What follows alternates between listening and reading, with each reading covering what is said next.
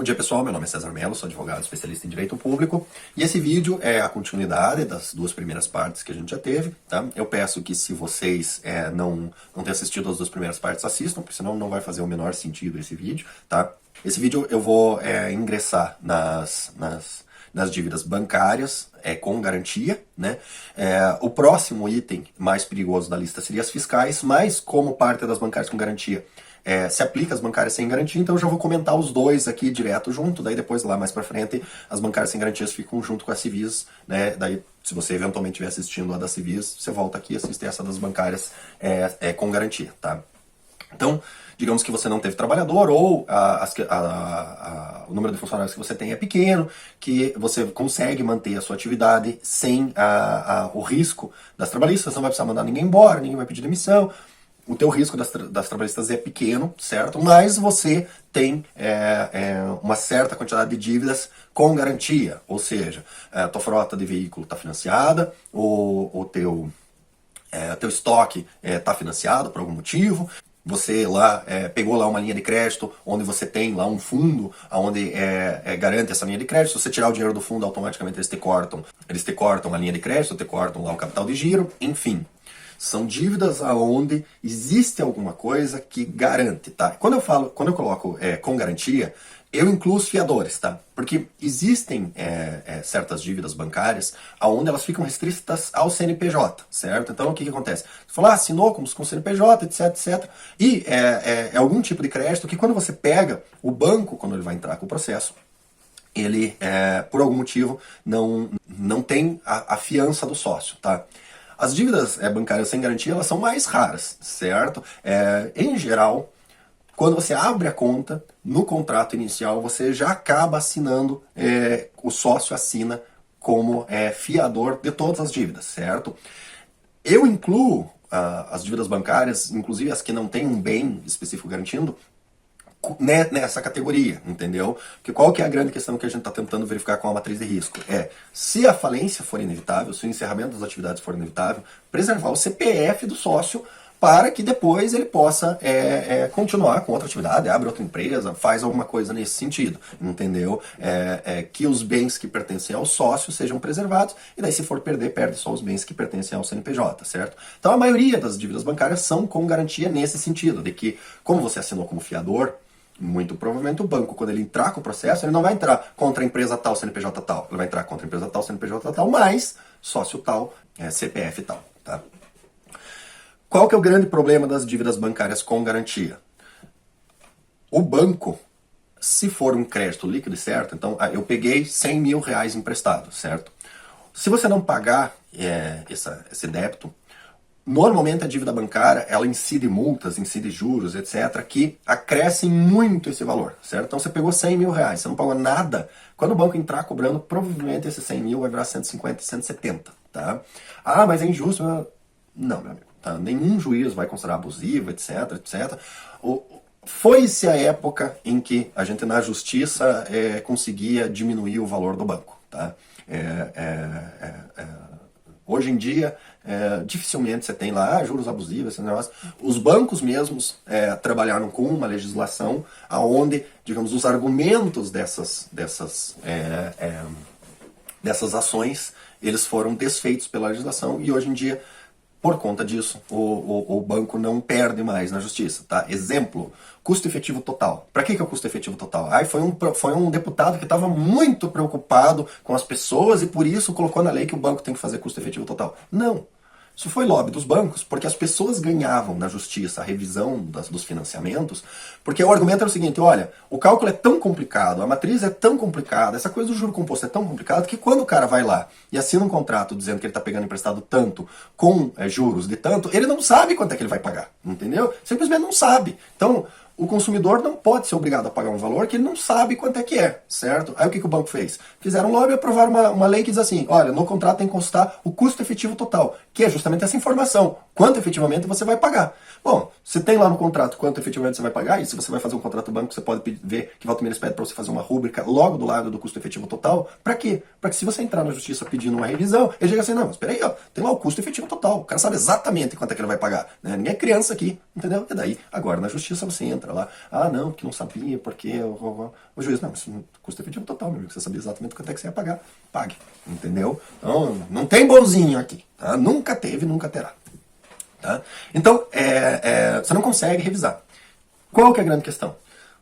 O banco, dependendo da dívida, se for uma dívida líquida, ele entra direto com a execução já vai para a fase de bloqueio de bens, etc, etc. Se for um crédito, que é capital de giro, dinheiro em conta, etc, etc, primeiro o banco tem que entrar com ação monitória, porque não tem um valor líquido certo?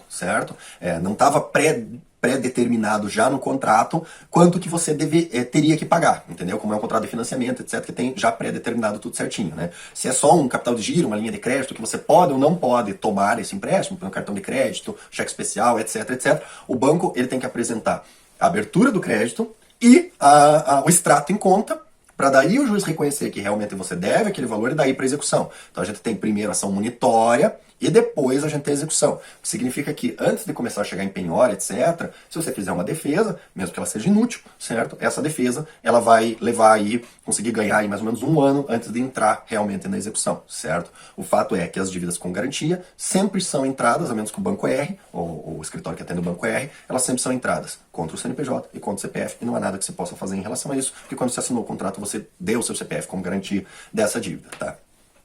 Qual que é o problema de você não pagar a dívida bancária? A encheção de saco, porque eles vão te ligar ad eterno, né, direto, certo? 2, o fato de que você fica sem crédito na praça, certo? Você não pagou o banco bota o nome no CEPROC, né? Imediatamente você fica sem crédito na praça. Isso pode dificultar você conseguir outros empréstimos, você abrir conta em outros bancos, você até fazer locação de imóveis, tudo isso dificulta a sua vida, certo? Na falta de outra opção, se você não tiver bens, se você conseguir isolar os seus bens, qual que é a prática normal dos bancos? Eles dão um rating para tua dívida. Tua dívida começa no rating, eles também fazem a matriz de risco igualzinho. E daí eles colocam o teu rating, normalmente você começa no verde, que é a probabilidade deles receberem. Conforme o tempo vai passando e o banco vai tomando as medidas, né? Então teve a monitória, aí teve sentença favorável para o banco, aí ele mandou fazer penhora em conta, não encontrou nada. Teu rating que estava aqui no verde, né, de chance de recebimento, já vai para o amarelo. Aí eles fazem busca de bens. Localizei um carro. Aí acha o carro, vai lá, o advogado olha lá, teu carro já está com N penhoras, porque lá no Justiça do Trabalho eles já tomaram o carro. Aí eles já botam o teu rating um pouquinho mais para cá, já fica lá no laranja, entendeu?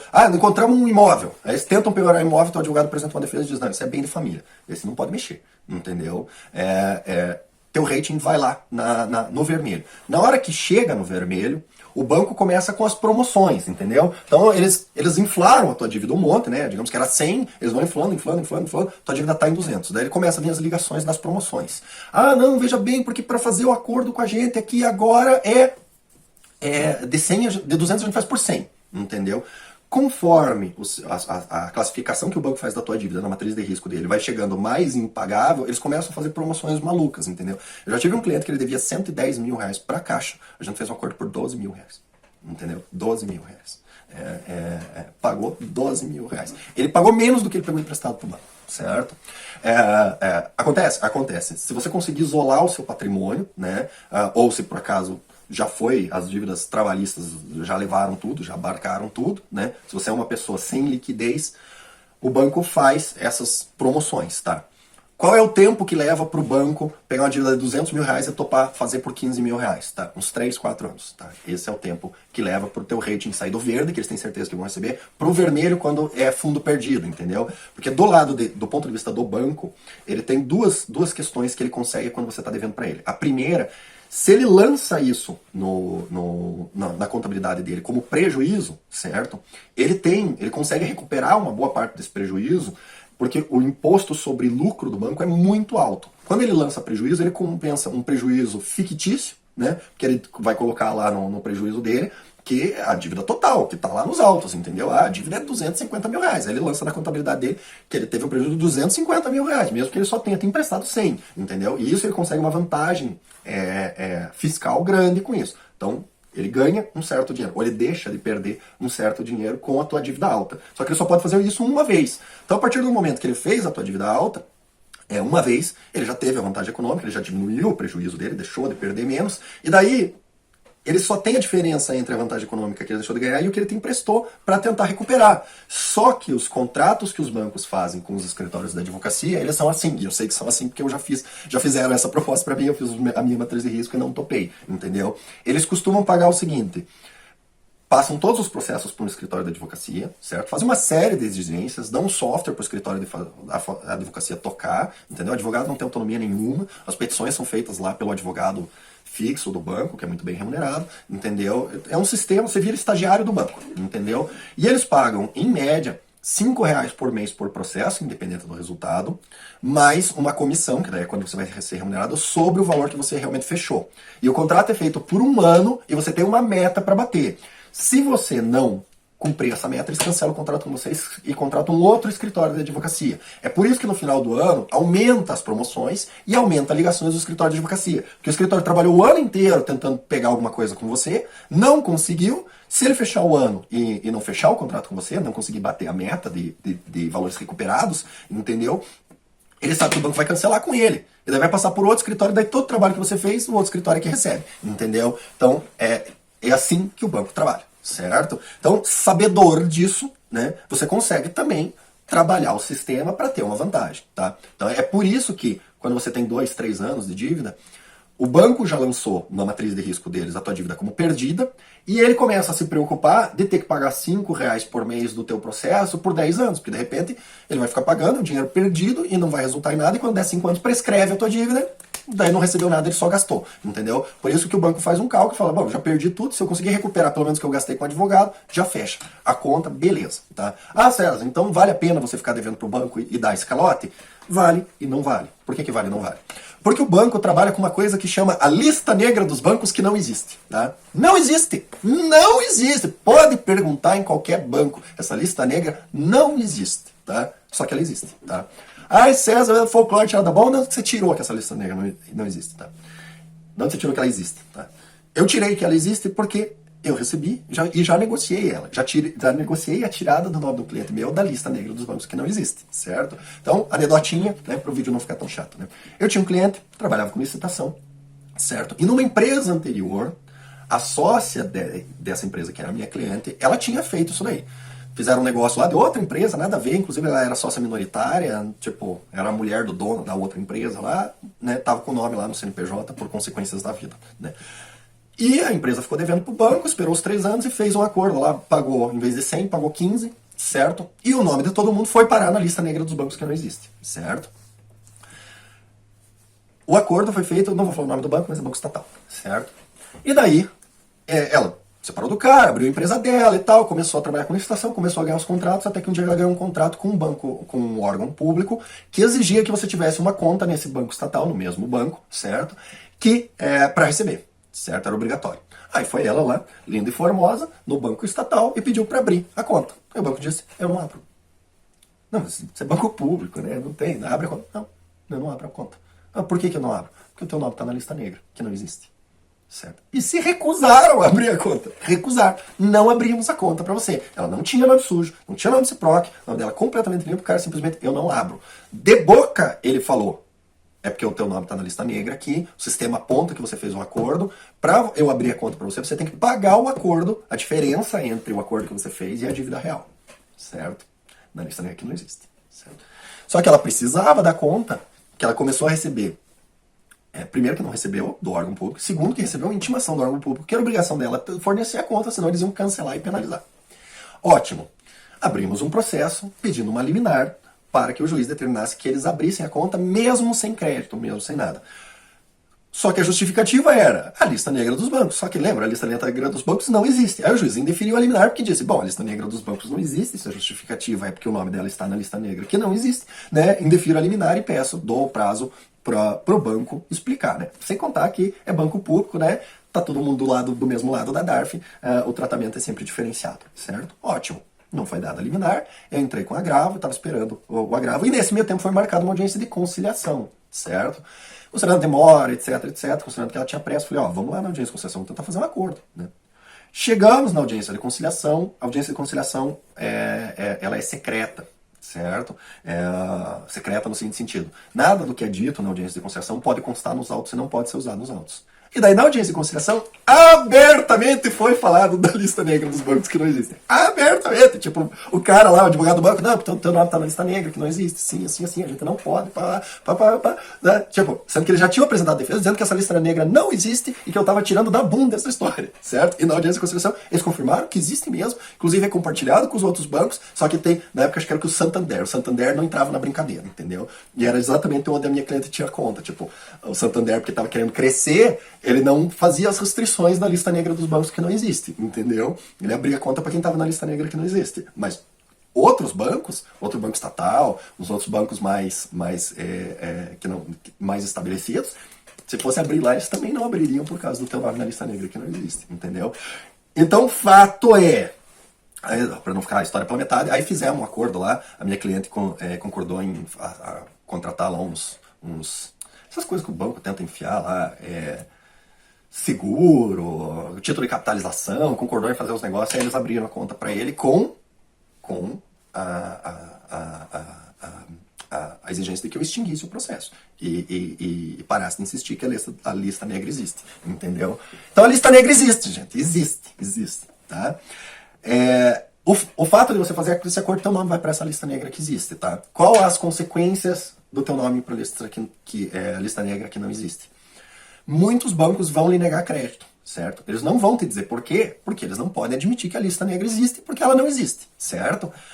Mas eles vão efetivamente negar crédito. E daí, digamos, a mobilidade que você tem para recuperar esse crédito é menor. Depois de um certo tempo, etc, o teu nome some da lista negra que não existe.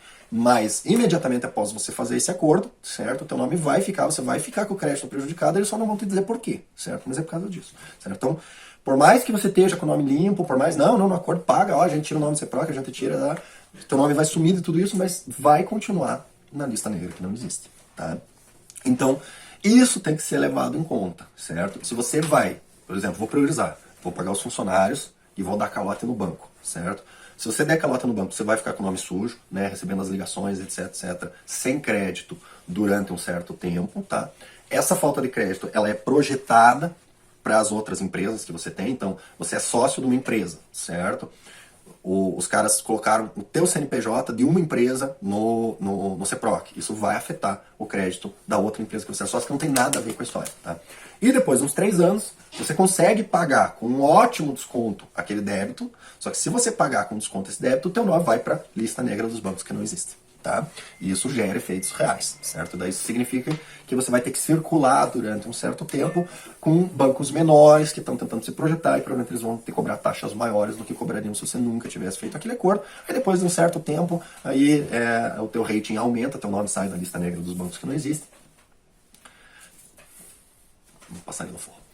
Teu nome sai da lista negra dos bancos que não existem e a situação retoma, tá? Então, nesse ponto, o que a gente tem? Entre dar calote nos trabalhadores e dar calote no banco, dê calote no banco, certo? É preferível dar calote no banco, porque é uma coisa que você consegue trabalhar, certo? Do que nos trabalhadores que não tem muito o que fazer, certo? O que você precisa colocar em perspectiva é o seguinte: se eu der calote no banco, eu vou conseguir manter os trabalhadores? Entendeu? Isso daí é uma pergunta que você tem que fazer. Você tem que analisar o quanto você precisa de crédito para tocar a empresa. Pode ser que você use muito crédito, mas para tocar a empresa a pleno vapor.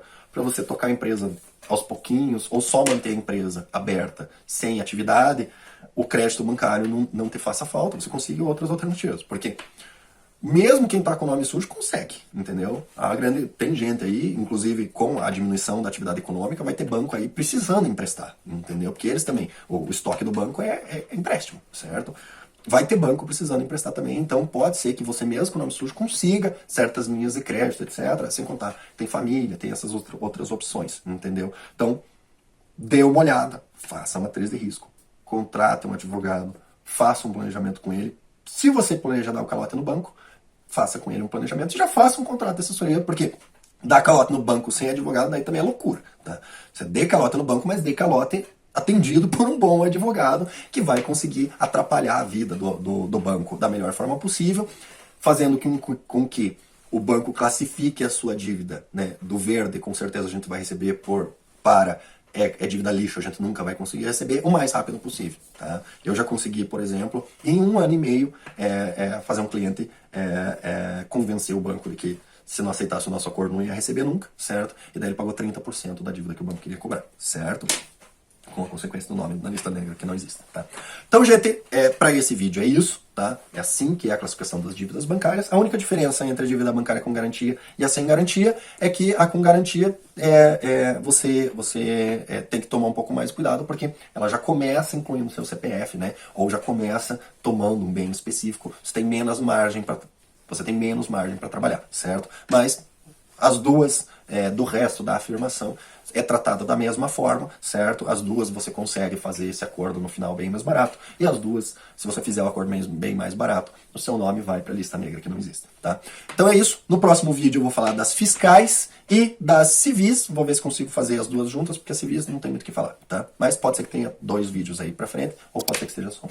É isso. Curtam, compartilhem, se inscrevam no canal e até o próximo vídeo.